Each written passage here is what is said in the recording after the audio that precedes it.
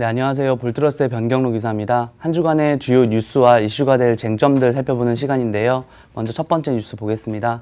지난 한 주간 비트코인을 비롯해서 암호화폐가 크게 조정을 좀 많이 받았었죠. 그래서 조정세가 얼마나 더 갈 것이냐, 혹은 뭐 추가 조정이 있을 것이냐 하는 문의가 좀 많은데요. 일단 조정의 주요 근거들이 되는 기사들 좀 살펴보겠습니다.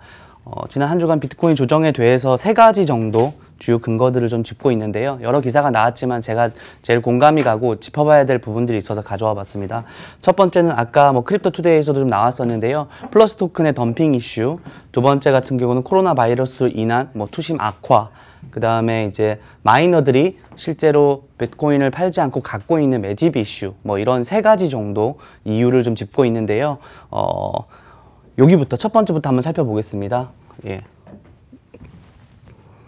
알다시피 작년에 이제 중국에서 플러스 토큰이라는 해당 프로젝트가 이제 수천억 원의 일종의 폰지 사기 혹은 다단계 판매로 인해서 큰 이슈가 됐었죠. 그래서 최근 들어서 한 1,000억 원 정도 상당의 해당 암호화폐가 시중에 어떤 이체가 좀 일어나면서 이게 시중에 매도로 나오는 게 아닌가 하는 시장 공급 증가 이슈로 부각되면서 이게 조정의 빌미가 좀 되고 있는 상황인데요. 아까도 뉴스에서 잠깐 나왔지만은 주요 이제 보안 업체들, 팩실드라든지 이런 트랜잭션을 추적하면서 해당 자금 세탁이나 아니면 트랜잭션이 어디로 가는지 향방을 추적하는 보안 업체들에 따르면은 아직까지는 장외에서 거래되거나 혹은 거래소로 입금돼서 현금하고 있는 단계는 아닌 걸로 보인다. 다수의 지갑을 서로 섞어가면서 하는 믹싱 과정이 진행 중인 걸로 보인다. 이렇게 보고 있거든요.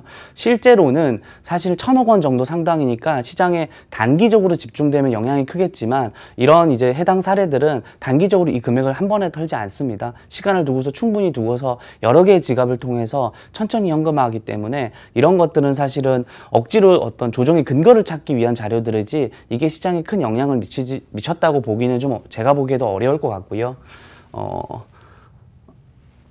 아까 마지막 이유 먼저 한번 살펴보면은 마이너들이 실제로 비트코인을 채굴하고 나서 이 비트코인을 갖고 있는지 아니면 시장에 바로 파는지 이런 것들에 따라서 수요 공급 이슈에서 비트코인 가격이 어떻게 영향을 미쳤냐, 최근 조정이 그게 큰 빌미가 되지 않았냐 하는 부분인데요.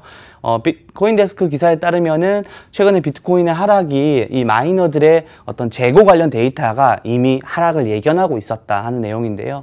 해당 기사 좀 자세히 살펴보면은 이렇습니다. 지금 이게 노란색 차트 같은 경우가 일별로 이제 마이너들이 실제로 비트코인을 확보하는 채굴량이라고 보입니다. 예. 근데 하늘색 차트 같은 경우는 이거를 거래소 계좌로 이체하는 비트코인 양을 나타낸 겁니다. 그러니까 거래소로 이체했을 때는 실제로 법정화폐를 바꿔서 현금화한다는 것을 의미하죠. 아시다시피 마이너들은 실제로 어떤 유틸리티비, 그러니까 전기세나 운영에 대한 그 비용이 꾸준히 발생하기 때문에 채굴한 비트코인을 일간 단위로 계속 현금화할 수밖에 없는 상황입니다. 때문에 꾸준히 채굴되는 양을 계속 거래소로 보내서 법정화폐로 현금화하는 과정이 진행 중인데요. 지금 작년 하반기 한 10월부터 흐름을 보면은 채굴량은 일정한데 거래소로 보내는 마이너들의 비트코인 양은 감소하고 있는 걸 볼 수 있습니다. 이거는 해당 이제 전문가들이 이런 것들을 마이너들의 어떤 인벤토리 인덱스, MRI 인덱스라고 표현을 하는데요. 이게 만약에 마이너들이 앞으로 비트코인 시황이 좋을 것 같아서 계속 갖고 있으면 이 수치는 늘어나겠죠. 근데 시장이 약세로 진행될 것 같아서 제가 거꾸로 말했네요. 시장이 아주 강세로 진행돼서 언제나 현금화가 될 수 있을 것 같아서 바로바로 팔면은 이 인덱스는 100을 넘어가게 되고요. 시장이 약세로 진행될 것 같아서 당장 안 팔고 작년 하반기처럼 계속 생산해서 채굴되는 비트코인을 갖고 있는 그 어떤 매집의 흔적이 있으면 이 인덱스는 100 언더로 내려가게 되는데요. 지난 이제 1월 달에 시장이 많이 올라서 실제로 이 인덱스가 많이 올랐을 것 같지만 1월 달에 MRI 인덱스는 79를 기록하면서 지난 2년간의 가장 낮은 수치를 기록했어요. 이 말은 마이너들이 향후 시장의 하락세가 진행될 것 같으니 비트코인을 지금 팔면은 충격이 있으니 나중에 상승할 때 팔려고 갖고 있었다는 증거로 보이거든요. 그래서 위에 차트 다시 한번 보시면 여기가 이제 비트코인이 그동안 2013년부터 비트코인의 가격을 나타내는 차트고요. 까만색이. 파란색 이제 그러니까 그림자로 표현된 부분이 마이너들이 아까 말한 MRI 인덱스가 100 언더로 내려가는 상황입니다. 시장이 하락할 걸로 예상하고 있기 때문에 당장 비트코인을 안 팔고 매집하고 있는 상황이 이 파란색 이제 그림자 영역이라고 보시면 되거든요. 근데 그 국면마다 비트코인은 역시나 하락하는 모습을 사실 보여주고 있었어요. 네. 다시 말하면 마이너들은 시장이 하락할 걸 대비하면은 보통 비트코인을 더 오히려 생산된 비트코인을 팔지 않고 갖고 있다가 가격이 상승되는 국면에 시장이 원활하게 이 매물을 받아줄 수 있을 때 파는 패턴을 보여줬다는 거죠. 그래서 그 패턴을 봤을 때 이번 하락은 사실 1월 달부터 마이너들은 매집을 시작했고 앞으로 일정 기간 동안은 조정이 조금 예정돼 있다. 예정된 조정이다 하는 이제 해당 보도 내용이고요. 이것도 보시면은 이제 거래소 대 거래소의 이체가 아니라 원체 오리진 자체가 마이너에서 출발해서 거래소로 가는 계정, 혹은 개인들이 갖고 있는 지갑에서 거래소로 전송하는 거를 우리가 매도라고 가정해 볼 수 있잖아요. 그것들이 파란색 차트 같은 경우는 거래소는 전반적으로 마이너는 거래소로 보내는 양이 좀 감소하고 있고요. 반대로 일반 어떤 상업자들이나 개인들 지갑 같은 경우는 거래소로 보내는 게 증가하고 있죠. 네. 많이 현금화했다는 소리죠. 하지만 마이너들은 오히려 갖고 있는 패턴을 보여주고 있기 때문에 하락장을 미리 대비하고 있는 거고요. 근데 이 하락장이 얼마나 더 갈지 그건 이제 추가적으로 좀 살펴봐야 되겠죠. 그래서 마이너들의 인덱스를 통해서는 이번 하락장은 조금 예상은 되었으나 생각보다 매우 충격이 컸었죠. 네.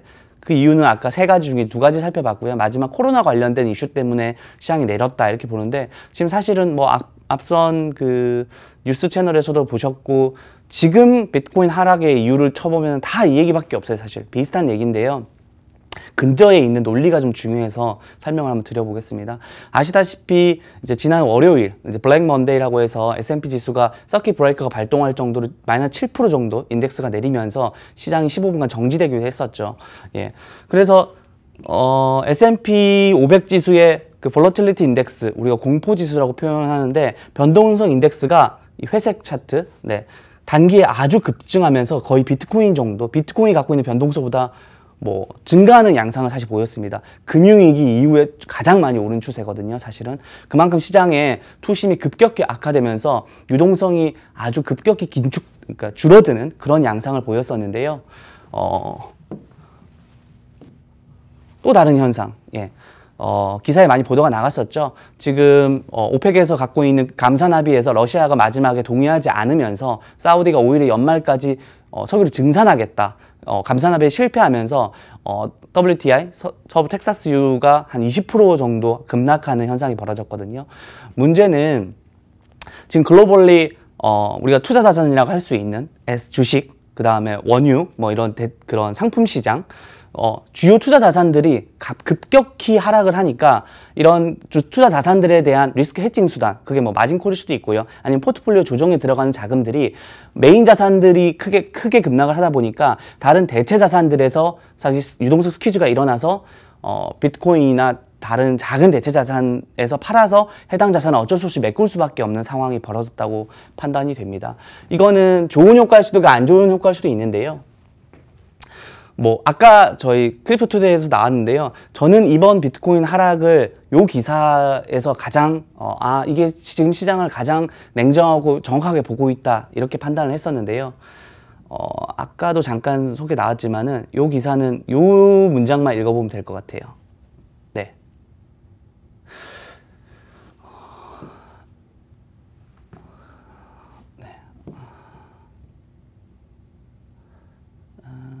여기 있네요. 해당 애널리스트가 이제 분석한 내용은 이런 유동성이 갑자기 줄어드는 이벤트는 주식시장에서 줄어드는 이벤트, 아까 단기에 충격이 있으니까 포트폴리오 재조정 자금이 급하게 필요하잖아요. 이런 것들이 사실은 크립토 시장에서 해당 유동성을 공급했을 거고, 단기적인 전통 금융시장의 유동성 스퀴즈로 인해서 대체 시장에 크립토에서 현금화돼서 이 시장을 메꿀 수밖에 없었다. 그래서 조정이 불가피했다. 왜냐하면 현재 이런 대체 투자 시장, 크립토로 대표되는 대체 투자 시장은 아직은 우선순위가 아니거든요.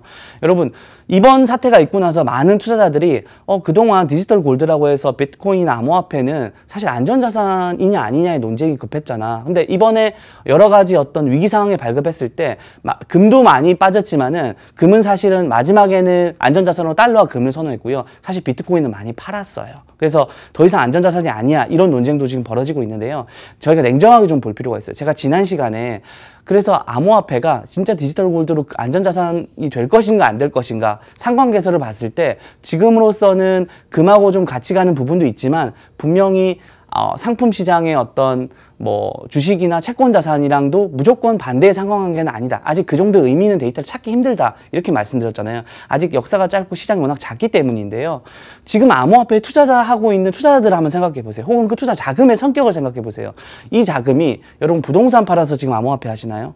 혹은 현금 뭐 채권 팔아서 암호화폐 하시나요? 금 팔아서 암호화폐 하시나요? 아니거든요. 사실은 지금은 아직은 대단히 초기적인 변동성이 높은 시장이라 사실은 아직은 갖고 있는 에셋의 성격은 분명히 안전자산의 성격이 맞아요. 제한되어 있는 희소성이 있고요. 공급이 제한되어 있고요. 그 다음에 뭐 여러 가지 보안적인 이슈나 뭐 스테이빌리티 뭐 여러 가지 향후에 추구하는 가치는 분명히 안전한 성격이 맞지만 지금의 투자 시장의 성격은 들어와 있는 투자자들의 성향이나 투자 자금의 성향은 투기 자산이 맞습니다. 때문에 이렇게 반응한 거고요. 문제는 단기에 어쨌든 그 투기 자산 중에서도 우선순위가 주식이나 상품 시장보다 덜하기 때문에 낮기 때문에 주식시장이나 상품시장이 이런 식의 유동성 스퀴즈가 났을 때 거기서도 우선순위가 떨어지기 때문에 그거 먼저 팔고 일단 그쪽 메꾸는 거죠. 이런 현상이 벌어진 거고요. 다만 그 부정적인 부분은 이미 이렇게 노출이 됐고요. 조금 긍정적으로 보자면 지금 글로벌 투자자산 시장에 이제 비트코인이라는 암호화폐가 하나의 에셋 클래스로 들어왔다는 게 대단히 중요한 시그널입니다. 비트코인닷컴에서 이런 기사를 내놨는데요. 정부의 재정 자극 QE라고 하는 퀀터테이티브 이징, 그 양적 완화라고 저희가 하죠. 그 다음에 금리 인하, 이런 것들, 이 세 가지가 코로나 바이러스가 이런 현상을 만들었고요. 요게 결국 중앙은행의 시장 유동성을 공급하는 양적 완화 정책을 가져갈 거다. 이런 기사를 내놨거든요. 저는 사실은 비트코인닷컴에서 이런 타이틀의 기사를 냈다는 것 자체에서 대단히 충격을 받았어요.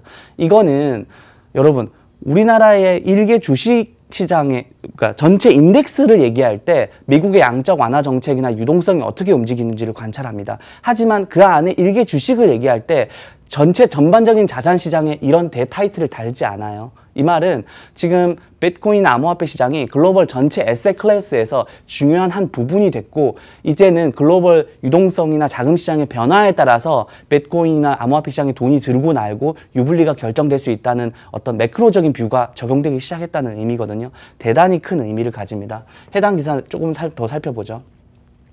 지금 아까 재정 자극은 뭐냐면 정부가 우리 추가 긴축 정부가 그런 이번 코로나 사태나 여러 가지 경기 침체에 대비했을 때 추경을 편성한다 이런 얘기 하잖아요. 결국 정부가 추가적인 재정 정책을 통해서 시장에 돈을 공급하는 거고요. 아까 금리 인하 지난주에 페드에서 50bp의 깜짝 금리 인하를 하면서 지금 1%대로 미국 정책 금리를 낮췄죠. 금리가 낮아지면 당연히 대출이 증가하니까 시장의 유동성이 공급해서 말 그대로 투자 자산에 버블이 끼는 상황이 벌어질 수 있고요. 그 다음에 양적 완화 정책, 많이 들어보셨겠지만 양적 완화 정책으로 인해서 그 페드의 미국 연방준비은행의 밸런스 시트 자산 자체가 다시 증가하는 국면을 취하고 있거든요. 요거는 뭐냐면 연방준비금리은행에서 금리를 이미 내렸는데 그래도 경기가 안 올라왔을 때 추가적으로 경기 부양을 위해서 시중에 유동성을 공급하기 위해서 미 국채를 매입하면서 시장에 달러를 더 공급하는 거거든요. 예, 금융위기 났을 때 말 그대로 천문학적인 양적 완화 정책을 시행하면서 금융위기를 극복했고요. 이후에 시장에 돈 너무 풀리면 인플레이션이 너무 심하잖아요. 사실 2018년에 계속 긴축을 하고 있었어요. 근데 작년 하반기 이후부터 다시 양적 완화를 시작했고요. 지금 금리 인하 50bp에서 1% 내렸지만 다음 정례회의 때 아마 25bp 더 내릴 걸로 보고 있거든요. 근데 이걸로도 경기가 좀 부양되지 않는다면은 분명히 추가적인 QE, 그 양적 완화 정책이 있을 가능성이 높습니다. 예. 근데 금리도 많이 내렸고 양적 완화 정책도 이렇게 충분히 한 경우에는 역사적으로 무조건 글로벌 에셋들에서는 버블이 낄 수밖에 없습니다. 근데 물론 그 최우선 자산은 사실은 채권이나 예, 부동산 쪽이 먼저고요. 그 다음 대체 자산으로 갔을 때 주식이나 암호화폐 쪽으로도 돈이 충분히 들어올 가능성이 매우 높다. 근데 지금 암호화폐에 투자하고 있고 혹은 검토하고 있는 다양한 기관들이나 어떤 의미 있는 그루들, 투자 그루들이 판단하기에 지금 글로벌리 이런 유동성 상황을 보고서 암호화폐 시장을 보고 있다는 것 자체는 대단히 긍정적인 신호라고 볼 수 있겠습니다. 네. 이런 시황에 바탕했을 때 이런 기사들이 나오는 거죠. 지금 보면은 비트코인 마켓이 지금 전 세계 어떤 채권 시장 대비했을 때 한 100분의 1 정도 규모밖에 안 된다. 근데 그 채권 시장이 지금 대단히 재미나게 돌아가고 있는데요. 아까 제가 미국 그 페드의 기준금리가 1%라고 말씀드렸잖아요. 1년 안에 아마 미국의 실질금리, 인플레이션을 차감한 실질금리는 마이너스 금리 될 거예요, 실제로. 우리나라도 뭐 거기서 시간을 두고 좀 다르겠지, 조금 더 후행하겠지만 자유로울 수는 없을 거고요. 이번에 기준금리 내리고 아마 한국은행 이제 어떻게 하는지 좀 봐야 될 것 같고요. 이제 한 달 정도 있다가 은행 가서 대출금리 물어보세요. 엄청 낮게 부를 겁니다. 근데 실제적으로 투자금리가 이렇게 낮으면은 당연히 다른 투자 자산으로 돈이 갈 수밖에 없겠죠. 지금 이게 도이치방크 자료인데요. 전 세계 채권 시장에서 27% 가까이가 마이너스 금리라는 뜻입니다. 네. 급격히 증가하고 있죠. 전반적으로 글로벌리 동향 자체가 사실은 마이너스 금리가 급격히 진행되고 있는 것들을 선제적으로 보여주는 데이터고요. 27% 정도의 채권이 이미 마이너스 금리로 들어갔다. 근데 이 채권 시장이 10조 달러거든요. 그러니까 아까 기사 타이틀에도 나왔지만 비트코인 대비했을 때는 100배 정도 규모입니다. 100배. 네. 금 마켓 대비했을 때는 50배 정도 규모고요. 네. 이런 것들이 뭐 다 1%도 없어요. 100배니까 지금 100분의 1 정도만 오더라도 지금의 암호화폐 시장 곱하기 2입니다. 그래서 다 올 수는 없겠죠. 하지만 분명히 에셋 얼로케이션, 자산 배분 관점에서는 글로벌 헤지펀드라든지 대형 자금들이 일정 부분 수익률적인 측면에서 자산 배분이 있게 됐을 때 암호화폐 시장에는 대단히 큰 영향을 미칠 수 있다. 네. 지금 제가 말씀드린 다 이런 것들이 주식, 뭐 유가, 그 다음에 뭐 페드의 어떤 자산 정책들, 그 다음에 뭐 이런 회사채 시장 다 일주일 안에 나온 기사거든요. 이건 대단히 의미가 있어요. 암호화폐 시장이 에셋군에 편입됐다는 아주 큰 함의를 가집니다. 네. 그거를 꼭 보셔야 될 것 같고요. 이렇게 봤을 때 이제 할 수 있는 얘기들은 매우 많죠. 네. 그래서 이 코인텔레그래프에서 뭐 어제 나온 기사인데요. 지금 비트코인이 돈을 찍어내는 정책의 방어책이 될 수 있다. 네. 똑같은 얘기죠. 아까 돈을 찍어내거나 금리를 인하하거나 돈 찍어서 채권 매입해서 시장에 유동성을 공급해서 실질적으로 인플레이션이 증가한다는 얘기는 화폐의 가치가 매우 떨어질 텐데 공급량이 제한된 비트코인 같은 경우는 이런 데에서는 최소한 리스크 해칭 수단이 될 수 있다. 예, 투자 자산으로서 의미가 있다. 아주 좋은 기사고요. 이런 매크로 흐름 변화를 분명히 볼 필요가 있습니다. 그래서 뭐 여기서는 미국의 10년물 국채 수익률은 당연히 떨어지겠죠. 네, 지금 한 1%, 1.2%인데 정책금리가 1%니까 시간을 두고서 아마 더 떨어질 겁니다. 맞춰서. 근데 비트코인은 그로부터 가격은 큰 영향력이 없었다. 리스크 해칭이 가능하다. 예, 이런 의미고요. 네, 그러니까 전반적으로 에셋군에 대해서 편입이 이루어졌다는 그런 다 다른 기사고 다 다른 얘기지만 하나의 관통하는 메시지는 거기에 있다. 이렇게 보시면 되겠습니다. 그 다음에 추가 조정이 얼마나 올 건지에 대해서 좀 문의가 많은데요. 제가 지난주에 지금 비트코인이 대충 조정은 많이 온 것 같고요.